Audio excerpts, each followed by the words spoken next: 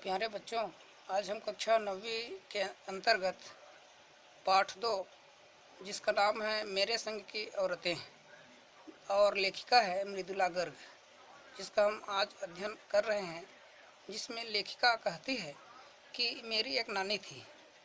लेखिका की एक नानी है, उसी के संबंधित में इसको आगे हम अध्ययन करेंगे।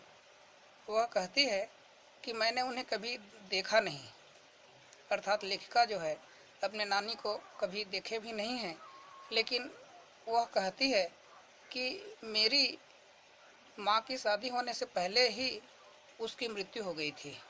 मतलब जो लेखिका की जो माँ है, उसकी विवाह होने के पूर्व इनके नानी की मृत्यु हो जाने से लेखिका इनको नहीं देख पाई थी।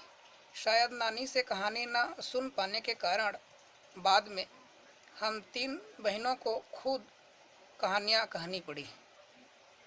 खुद हमको अपना कहानी बनाना पड़ा।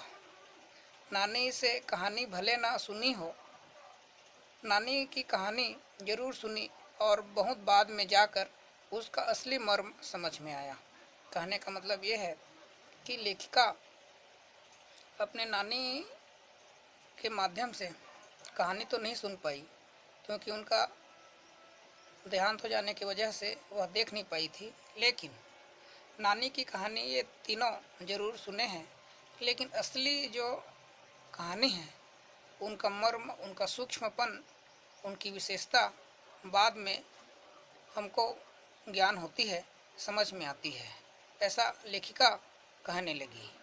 इसके बाद देखते हैं कि लेखिका कहती है कि मेरी नानी पारंपरिक अर्थात परंपरा के अनुसार चलने वाली थी, साथ ही साथ वह अनपढ़ भी थी और उसी प्रकार से पर्दानसी थी, अर्थात पर्दा करने वाली औरत थी, और जिसके पति शादी के तुरंत बाद उन्हें छोड़ करके बैरिस्ट्री पढ़ने विलायत चले गए थे।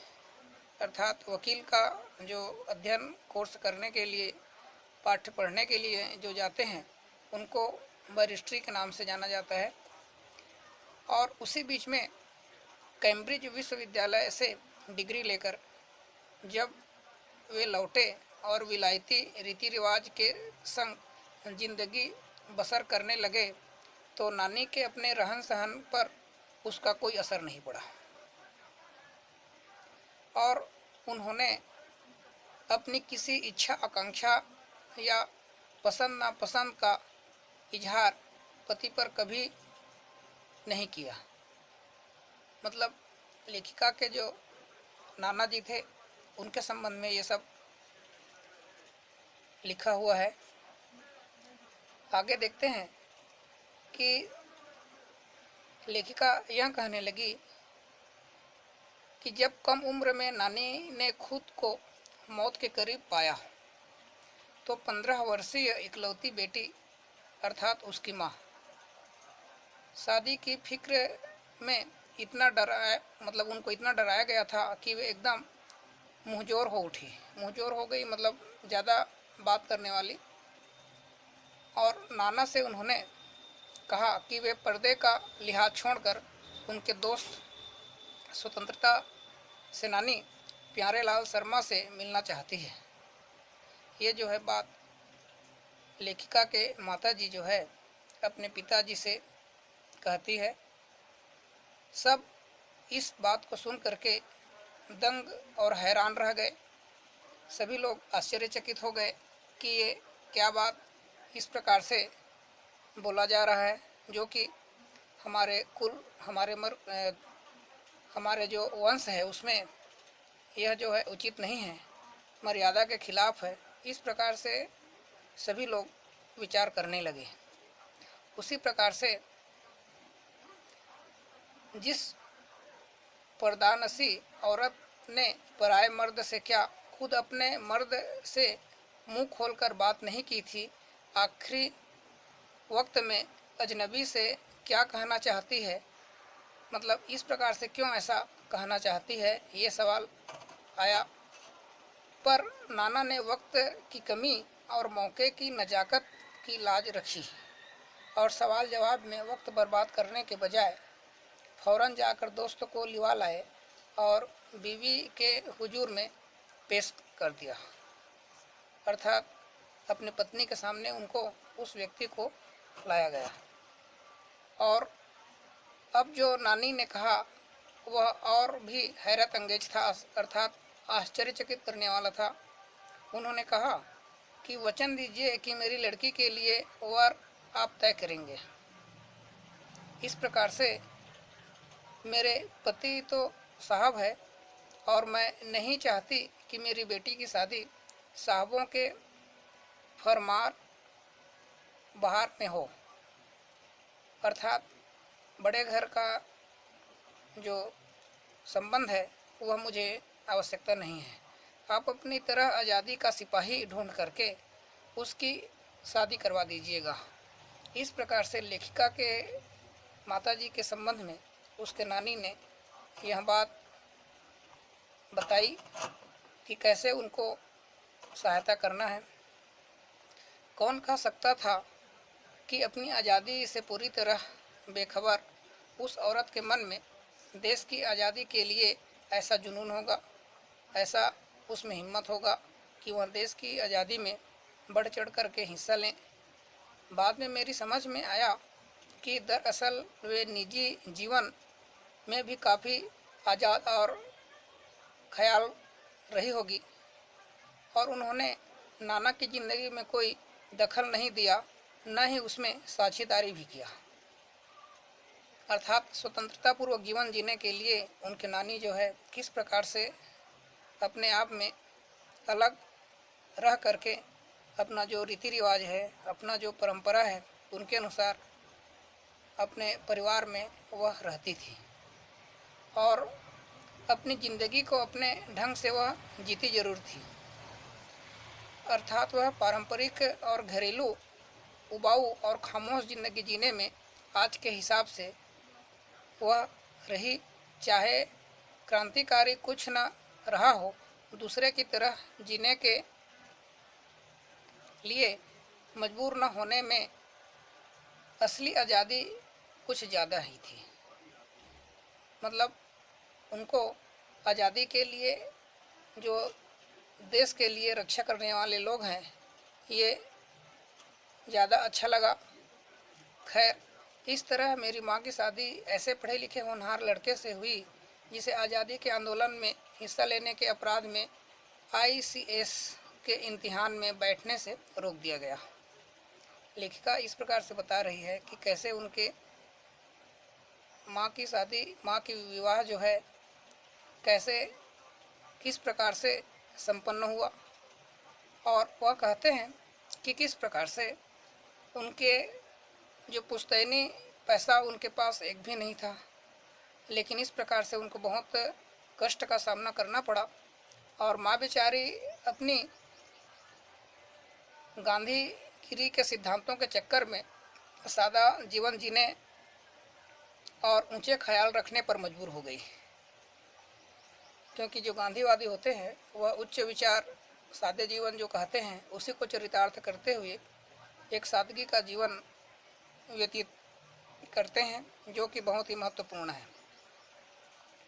इसी प्रकार देखते हैं कि हाल उनका यह था कि खादी की साड़ी उन्हें इतनी भारी लगती थी कि कमर चनखा खा जाती, मतलब कमर में भी चिन्ह पड़ जाता। और इसी प्रकार से रात भर जाग कर वे उसे पहनने का अभ्यास करती, जिससे दिन में शर्मिंदगी न उठानी पड़े। इस प्रकार से उनका जीवन था। वे कुछ ऐसी नाजुक थी कि उन्हें देखकर उनकी सास यानी मेरी दादी ने कहा था, हमारी बहू तो ऐसी है कि कोई धोई पोंछी और छींके पर टांग दो तो गनीमत यही कि किसी ने उन्हें छींके पर से उतारने की पेशकश नहीं की। कहने का मतलब ये है कि उनको यदि जहाँ पर भी ले जाओ वो उसको कोई कुछ शिकायत करने का अवसर नहीं मिलने वाला है। क्यों नहीं की? उसकी दो वजहें हमको यहाँ पर पता चलता है। पहला यह कि हिंदुस्तान के तमाम अर्थात सभी वाशिंदों की तरह, अर्थात सभी लोगों की तरह उनके ससुराल वाले भी साहबों से खासे अभिभूत थे। अर्थात जो उनके पिताजी थे उनके संबंध में लिखा गया है, उनसे अभिभूत मतलब उनसे संबंधित थे, जानकारी थे, और मेरे रंग ढंग, पढ़ाई लिखाई सब में अंग्रेज थे। मज़े की बात यह थी कि हमारे देश में आज़ादी की जंग लड़ने वाली ही अंग्रेज़ों के सबसे बड़े प्रशंसक थे। जैसे गांधी, नेहरू हों या मेरे पिताजी के घर वाले, भले लड़का आज़ादी की लड़ाई लड़ते जेब खाली और शोहरत सिर करता रहे, लेकिन दबदबा उसके साहबी ससुर का ही था। कहने का मतलब यही है कि आज़ादी के लिए आगे जाना है, भले ही उनके पास खाने के लिए रहे या जेब में भले कुछ ना हो, ये उसका परवाह नहीं करते थे। और इसी प्रकार से आन बान शान जो है, साहब ने उनके सिरफिरे लड़के को अपनी नाजुक जान लड़की सौंपी। मतलब किस प्रकार से एक लड़के को लेखिका की माँ जो है विवाह करने के लिए उनके पिता के माध्यम से सौंपी गई, उसे यहाँ पर लेखिका बहुत ही सुंदर शब्दों में लिखी है। और वे कहते हैं कि वह जो उसमें कई प्रकार के रोमांचक उसमें परिकथा होती होगी।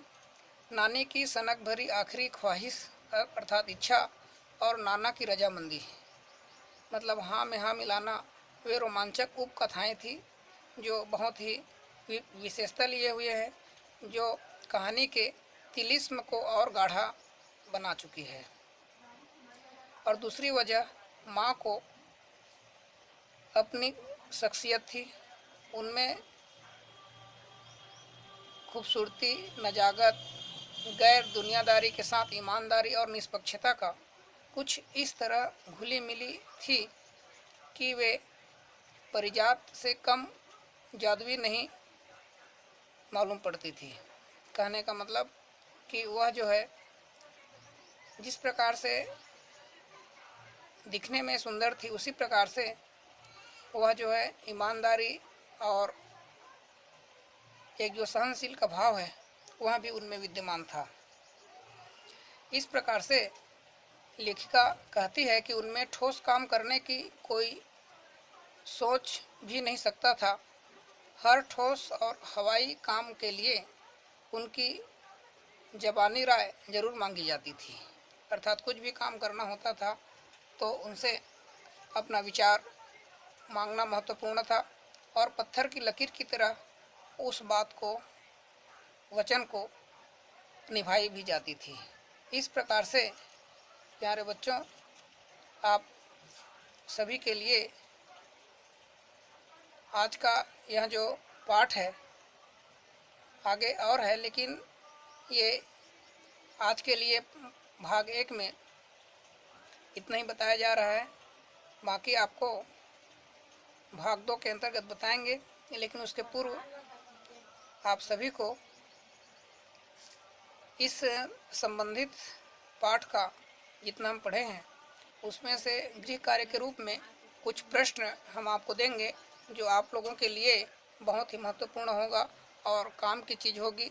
तो प्रश्न इसमें 2 दिया जाएगा, जिसमें प्रथम नंबर का प्रश्न आपको बताया जा रहा है, आप जिसको लिखेंगे कि स्वतंत्रता संग्राम सेनानी प्यारेलाल से कौन मिलना चाहती है।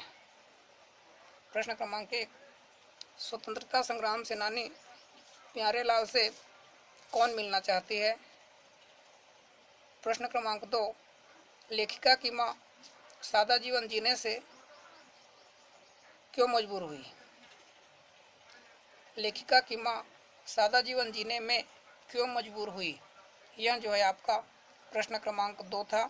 एक बार पुनः गृह कार्य का जो प्रश्न है, 2 प्रश्न जिसमें उसको पुनरावृत्ति के रूप में फिर बताया जा रहा है, ताकि आप कुछ छोड़ दिए होंगे उसको ठीक करेंगे और अच्छे से लिखेंगे।